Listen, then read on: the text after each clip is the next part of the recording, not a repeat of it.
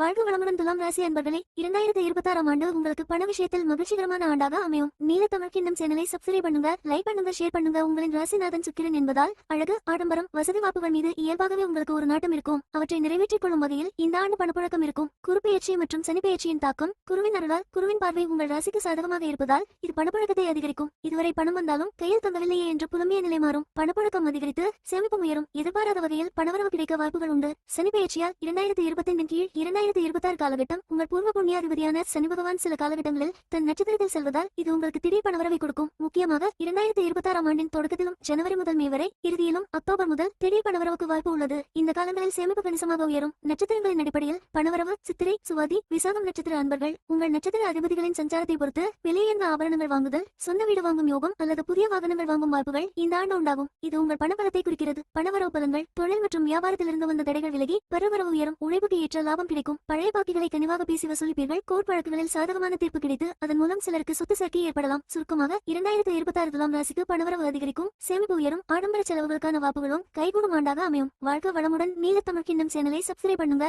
Like பண்ணுங்க, share பண்ணுங்க, bell icon button touch பண்ணுங்க.